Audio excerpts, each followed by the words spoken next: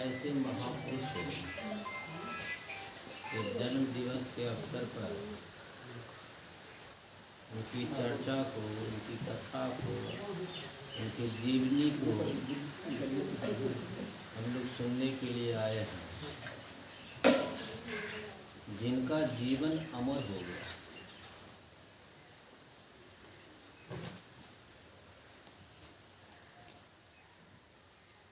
एक सर्वविदित सारा संसार जिनको भगवान के नाम से जाना जाता है, उनका नाम श्री कृष्ण। इनका जन्म आज ही के दिन और एक ऐसे संत है जिनका महात्म्य लोक लोकांतर वर्तमान बैठा संसार में जितने लोग उनके करीब पहुँचे,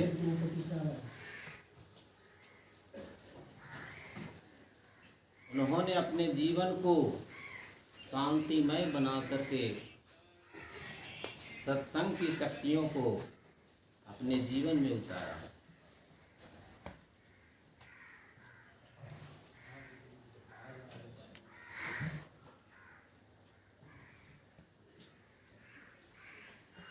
यह सारा संसार जिनकी छत्र छाया में हम लोग हैं, 84 लाख योनि जिनकी छत्र छाया में पल रहा है, बढ़ रहा है, कर रहा है, दौड़ रहा है, हंस रहा है, खेल रहा है, सारे कामों को कर रहा है, ऐसी शक्ति सभी जीव के अंदर है।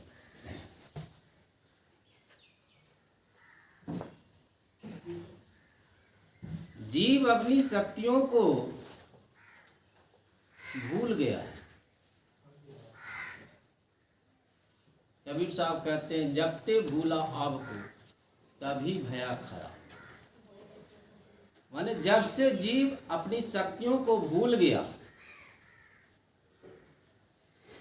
तब 84 में आकर के माया के जाल में फंस गया। अब उबरना चाहता है, अब जाना चाहता है।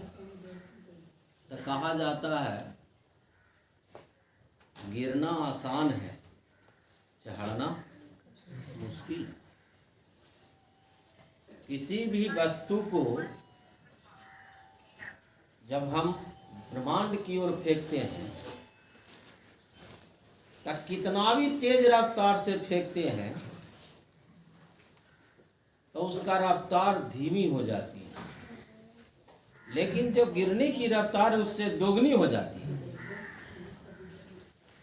तो जीव इतना नीचे गिर गया है कि अब चढ़ना चाहता है। अब चढ़ने के लिए सहारा की जरूरत है।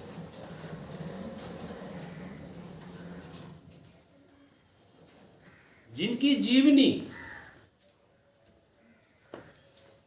सारे संसार में रहने वाले लोग भले ही नहीं जाने, लेकिन जो उनके करीब गए उन्होंने जाना। क्या जाना? दो ऐसे महापुरुष का जन्म एक सारा संसार जानता है, एक महापुरुष ऐसे जो सारा ब्रह्मांड जानता है। एक संत के रूप में आए, एक अवतार के रूप में। संत के रूप में आने वाले जो संत होते हैं उनको अपने समान बनाते हैं, गिरे हुए को अपने समान उठाते हैं। अज्ञान को ज्ञान का सूत्र बताते हैं। लेकिन अवतार का अवतरण होता है तारने के लिए। तारा कैसे जाता है? बिना मारले कोई तैर सकता? अवतार के अनुसार जो है मार आता है, और संत के अनुसार जो है शांत होने की प्रक्रिया आती है। एक शांति का द्योतक है, एक मार का देव। बिना मार का सुनने वाला नहीं। मारना जरूरी है क्योंकि यह धर्म में है जी। उसको धर्म की पाठ पढ़ाना है। धर्म की पाठ अवतार को पढ़ाना पड़ता है, लेकिन अवतार पढ़ा पाने में असमर्थ है। लेकिन संत धर्म की पाठ पढ़ाते पढ़ाते अपने समान बना लेते हैं। अवतार और संत में यही फर्क है।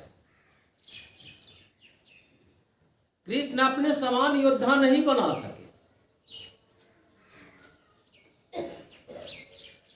कृष्ण अपने आप दूसरा कृष्ण नहीं बन सका, क्योंकि अवतार एक युग का एक अवतार होता है, कोई अनेक अवतार नहीं होता।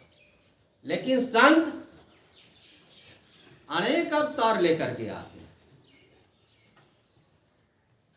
देश नहीं विदेश में भी होते हैं। ऐसे रूप में आते हैं जिनका पहचान करना मुश्किल होता है। अवतार तो राजघराने में भी होते हैं, अकाल कोठरी के अंदर भी होते हैं। जिनका आज जन्म है उनका जन्म काल कोठरी में। आज जिनका हम लोग जन्म मनाने के लिए हैं आए हुए हैं, उनका काल कोठरी में नहीं है। संत का अवतार आजाद जगह है, आजादी है। सब तरह से बंधन मुक्त होकर के आते हैं। अवतार वह धर्म पर धर्म की पताका फहराने के लिए आते हैं। जो धर्म का नाश हो रहा है उस धर्म की स्थापना के लिए पुनः अवतार का अवतरण होता है।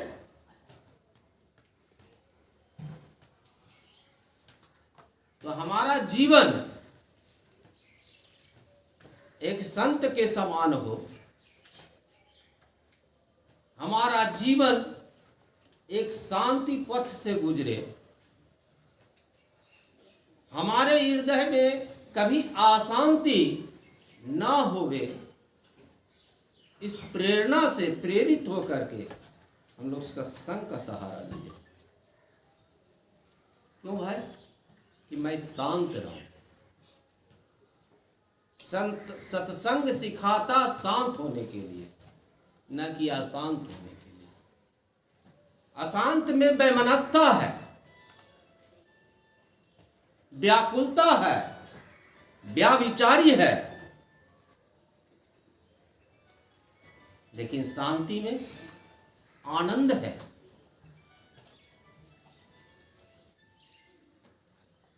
जब जीव रोग से ग्रसित हो जाता है तो उसका सारा शरीर अशांत हो जाता है, एक एक रोम अशांत हो जाता है। रोग से निवृत्त पाने के लिए हम किसी और की सहारा लेते हैं, चाहे डॉक्टर हो, चाहे वैद्य हो, चाहे फकीर हो, चाहे औलिया हो। हम किसी की सहारा लेते हैं, कौन चीज के लिए? रोग मुक्त हो जाए।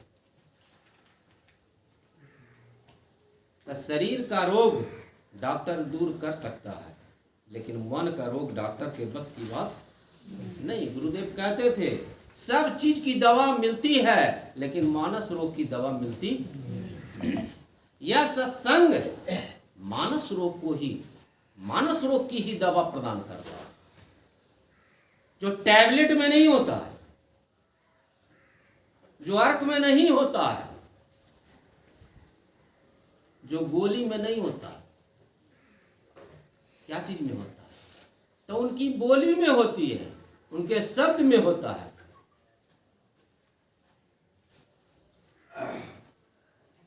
इसीलिए राधा स्वामी जी कहते हैं, शब्द की करी कोई न कमाई तो मर्म कहां ते। शब्द की कमाई करो। हम शब्द से गिर गए हैं, फिर शब्द से हमको उठना। जब तक शब्द पकड़ाएगा नहीं, तब तक हम अपने ओर बढ़ेंगे ही नहीं। आज के पाठ में आया, गुरु के चरण पर चित बलिहारी, मन प्रतीत करु दृढ़ सारी।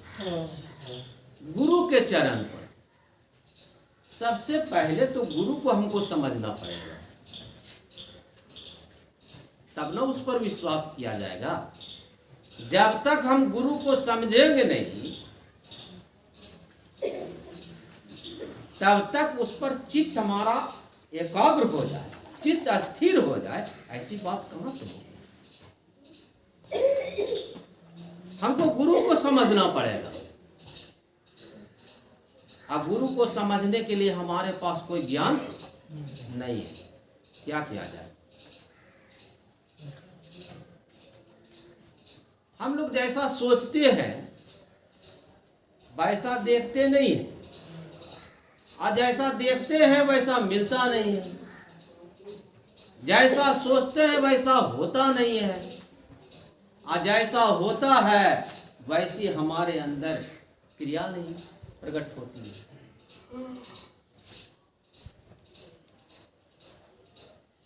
कहता तो बहुता मिला, गहता मिला न कोई। कहने वाला सारा संसार मिलता है, हमको चाहिए गहना, गहता, जो गहरा है इसको।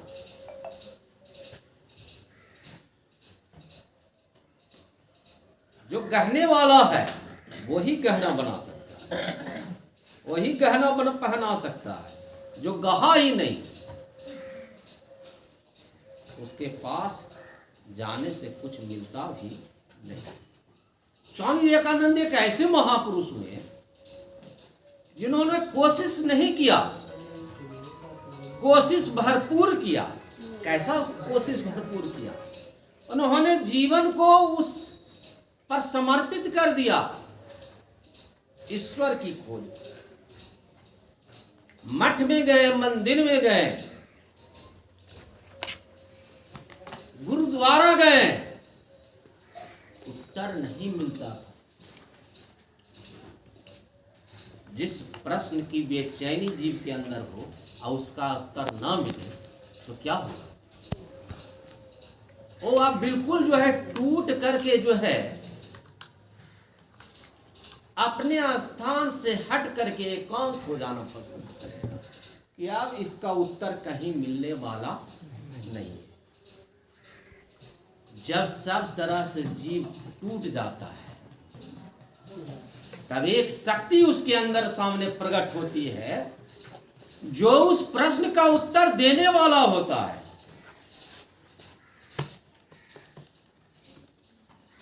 अब शक्ति किस रूप में प्रकट होती है? तो शक्ति कोई वस्तु नहीं है जो आपके सामने प्रकट हो जाए। शक्ति कोई सौदा नहीं है जो उसको हम खरीद लेंगे। वो किस रूप में आपके सामने प्रकट हो जाएगा इसका कोई ठिकाना नहीं। वो किसी रूप में आ सकता है, आदमी में भी रूप तो हो सकता है, और योनि के रूप में भी आ सकता है, स्वतः आकाशवाणी भी हो सकता है। वो किस रूप में आ जाएगा इसकी कोई सीमा नहीं दी। पहचान करना आपकी बस की बात। तो जिन्होंने पहचान के लिए समय निकाल कर समय दिया उस पर, उसका समय साथ दे देता है। आप समय के साथ चल रहे हैं, समय आपका साथ देगा। आप समय के विपरीत चलिएगा, समय आपका साथ छोड़ देगा। तो समय के साथ हमको चलना पड़ता है। जब समय के साथ हम चलते हैं तब बिल्कुल वो समय हमारे सामने होता है। जिसको मैं पुकार रहा हूं वो मेरे सामने हो जाता है। अब सामने आ गया किसी रूप में शक्ति, उस पर विश्वास नहीं कि वास्तव में वही है जिसको मैं याद कर रहा था। क्या वही है जिसके बारे में मैं सोच रहा था? क्या वही है जिसकी तपस्या मैं कर रहा था? बहुत सोच समझ करके जीव निर्णय करता है कि वास्तव में मैं जिसको खोज रहा था बिल्कुल वही है, दूसरा नहीं। तो जीव जिसको याद करता है एक समय आता है उसके पास हो जाता है, वह शक्ति उसके पास हो जाती है।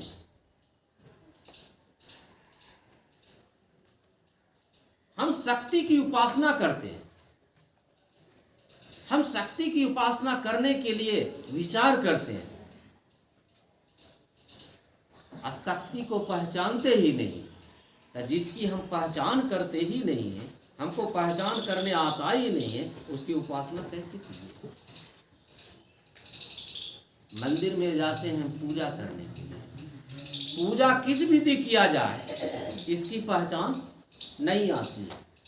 तो सारा संसार जैसे करता है उसी के अनुसार भी हम कर देते हैं।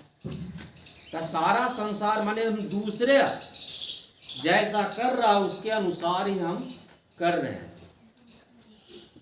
तो दूसरे के अनुसार चलने वाला व्यक्ति कभी सफल होता?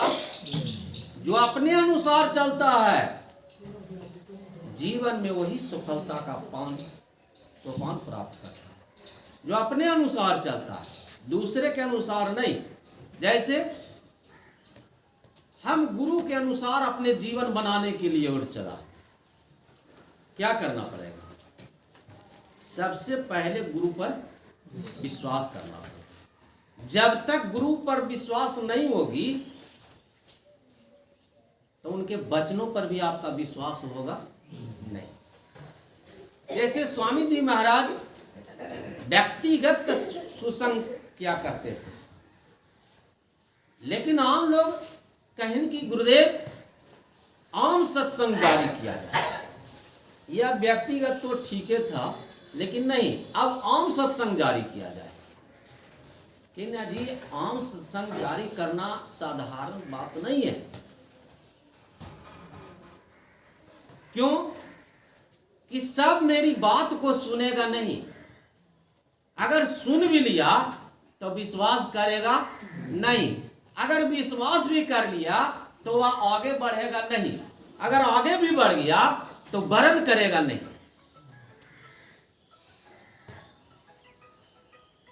इसलिए आम सत्संग बड़ा कठिन है। भक्तों की पुकार पर जब भगवान मोहित हो जाते हैं, भगवान को आना पड़ता है, तो यह तो भक्त का गुरु ही थे। भक्त की विचार पर जो है समय आया कि उन्होंने सहमति प्रदान कर दिया, आम सत्संग जारी हो गया। आप जानते होंगे कि आम सत्संग जारी का भी दिन हम लोग मनाते हैं। कौन दिन? बसंत पंचमी। जब आम सत्संग जारी किया था 18 वर्ष लगातार दिन रात चलते रहे। लोग सो जाते थे तब गुरुदेव थोड़े के लिए सर अपने को झुका दिया करते। यह आम सत्संग था। लोग सो जाता था लेकिन गुरु सोते नहीं थे। अब सोचिए कि गुरु की जो शक्ति है, क्या वह निद्रा से दूर करने वाली है? क्या वह निद्रा से दूर रहने वाले हैं? तो सोचने और समझने पर यह जो है हम मजबूर हो जाते हैं कि वास्तव में सारा संसार सब जब सोता है तो गुरु क्या करते हैं? जागते हैं। सारा संसार सो जाता है तो कहते हैं जब सब जो सो ही जाता है तो जागने से फायदा क्या है? तो सारा संसार काल के अधीन है। जब तक जीव काल के अधीन है तो वह तपस्या नहीं कर सकता, वह सुमरन नहीं कर सकता, वह गुरु के बात पर भरोसा नहीं कर सकता। क्यों? कि काल के अधीन है। काल कभी विश्वास करने देता नहीं है। आगे लिखी नहीं, मन बिच नाना भरम उठाई। मन में ऐसा भरम का भंडार खोल देगा कि एक नहीं 1000 तरह के भ्रम से आपके मन को भ्रमित कर देता है। नहीं भ्रमित कर देता है? आप जिस भगवान की पूजा करते हैं उसी पर मन आपका भ्रमित हो जाता है कि मैं पूजा कर रहा हूँ तो क्या भगवान की पूजा है कि पथरवा की पूजा है? माने किसकी पूजा हम कर रहे हैं? यह मन भ्रम में पड़ जाता है। तो काल जो है अनेक प्रकार से मन को भरमाते रहता है। कब तक? जब तक भरम का किवाड़ खुला झंझरे झनाट के, माने जब तक यह काल का जो किवाड़ लगा हुआ है ये खुल नहीं जाता है, भरम का दीवार जब तक ढह नहीं जाता है तब तक जीव आगे नहीं बढ़ सकता। ढाएगा कैसे? कैसे ढाएगा? यह है कि कैसे ढाएगा, क्योंकि इसको किसी ने बनाया नहीं है। धर्म के दीवार कोई लगाया है राजमिस्त्री, जिसको एक ईटा करके हटाया जाए? अरे यह धर्म का जो दीवार है तुमने स्वयं लगाया है, कोई दूसरा नहीं लगाया है। काल भी तुम ही हो, दयाल भी कोई अलग से है? तुम ही तुम हो, तुम्हारे अलावा तो कोई है ही नहीं है।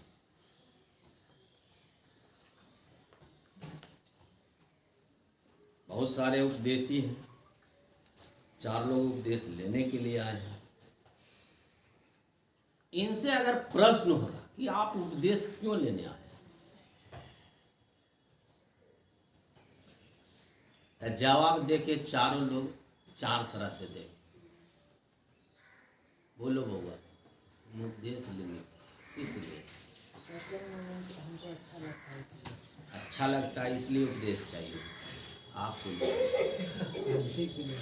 जी शांति के लिए, शांति माने शांति हमारे जीवन में आवे इसलिए। आपका शांति के लिए, इनका भी शांति। आप बोलिए हुजूर, आप बोलिए। शांति के लिए इनसे नहीं पूछ रहा, शांति के लिए। आपका ध्यान कहाँ था? देश का मतलब होता है जहां लोग रहते हैं। तो सबसे नजदीकी मेरा देश है जीव का, उस देश में हम जाना चाहते हैं, जिसको मैं भूल चुका हूं, जिसको हम भुला दिए हैं, फिर से उस देश में हम जाना चाहते हैं। तो उस देश में जाने से मिलेगा क्या? किसी ने कहा कि हमको स्वर्ग जाना है, तो कहें कि स्वर्ग में मिलेगा क्या भाई? तो स्वर्ग में जो है आपको सब चीज मिलेगा, जो चाहिएगा वो आपके समीप होगा। कहें वाह ऐसा स्वर्ग है? कहें हाँ ऐसा ही स्वर्ग है, माने आप जो चाहिएगा वहां मौजूद हो जाएगा। तो कहीं किसी भी तरह के तो काम करने की जरूरत नहीं, कहीं नहीं, केवल सोचिए मौजूद हो गया। चट मंगनी पट विवाह, माने कुछ सोचने समझने की जरूरत नहीं है। कहना ऐसा स्वर्ग तो मुझे चाहिए। कौन नहीं चाहता है कि बिना काम के हमारा भोजन मिल जाए, बिना काम के हमारा पति बन जाए, बिना काम कैले सारा संसार में हम सर्वमान्य नेता बन जाए? कौन नहीं चाहता? किसकी यह सोच नहीं होगी? आज पैसे के लिए मारा मारी है, तो किसी ने गाना ही बना दिया। क्या बना दिया भाई? यह जो पैसा है, जिसको कागज का टुकड़ा कहते हैं, ये कलयुग का भगवान है। ये कलयुग का भगवान है, रुपया कागज का।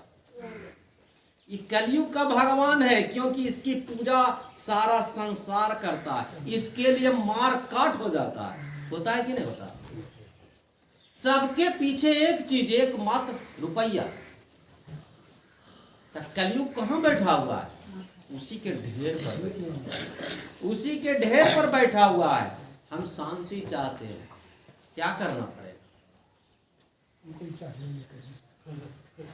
कलयुग जी हमको शांति से, पैसा आ गया तो फिर शांति नहीं मिले। कहे का मतलब है हम शांति जो चाहते मन हैं। लागे राम भजन में, सो मन नाही अमीरी में। मन हम लागे रुपया राम चाहते हैं। फकीरी में। इच्छा है शांति की, रुपया का क्या करना पड़ेगा? जितना रुपया ज्यादा हो उतना दौड़ता ज्यादा पड़े, दौड़ते रहो, तब दिन रात हिसाब करते रहो। रुपया से जीवन मेरा जो है दूर होनी चाहिए, पैसे से जीवन हमारा दूर होना चाहिए। तो क्या पैसा कमाना नहीं चाहिए? प्रश्न उठता है कि क्या पैसा कमाना नहीं चाहिए? तो उदाहरण है, एक तपस्वी सारे संसार की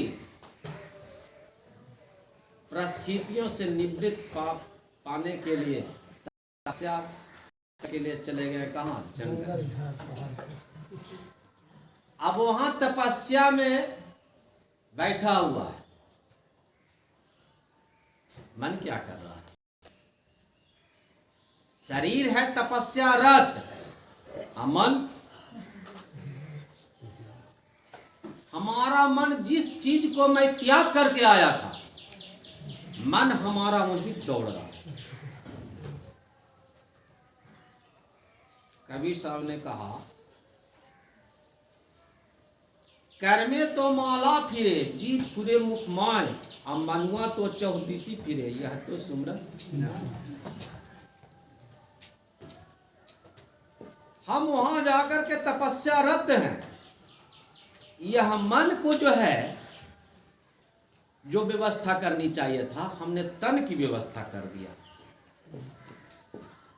तन की व्यवस्था करने वाला मन की व्यवस्था नहीं प्राप्त कर सकता। हमको मन की व्यवस्था करना है। हमको मन से त्यागना है। रुपया पैसा कमाना कोई गलत चीज नहीं है। रुपया पैसा में मन मेरा मोहित हो जाए, इससे दूर रहना है। रुपया तो सारा संसार में हमको रहने के लिए कमाना ही पड़ेगा। हमारा जीवन बसर करने के लिए, अपने परिवार का भरण पोषण करने के लिए रुपया तो कमाने की जरूरत है ही है। अरे जिस मंच पर आप जाइएगा रुपया का बारिश होता है। कौन ऐसा मंच होगा जहां रुपयों की बारिश नहीं होती है? सब जगह रुपये की बारिश है। तो कहा जाता है कि बारिश में हमारा मन बरस नहीं जाए। अगर मेरा मन बरस गया तो बड़ा बड़ा मंच काल कोठरी के अंदर चला जाता है। तो मन को हमको समझाना है, तन को समझाने की जरूरत नहीं है।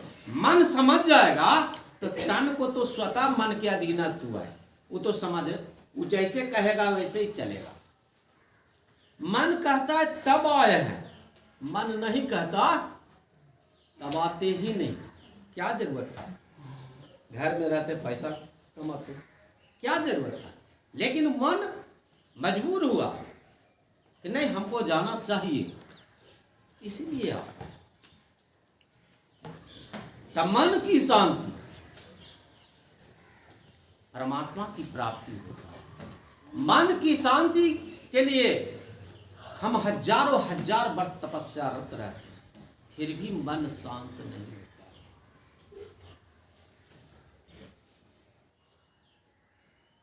स्वामी शिव दयाल जी महाराज 6वें वर्ष की उम्र में ध्यानरत रहते थे। 3-3 रोज जब कमरे में बंद हो जाते थे तो उनका मन डोलता नहीं था कि हमको करना क्या। उनका जीवन था कि हमको इसीलिए यह जीवन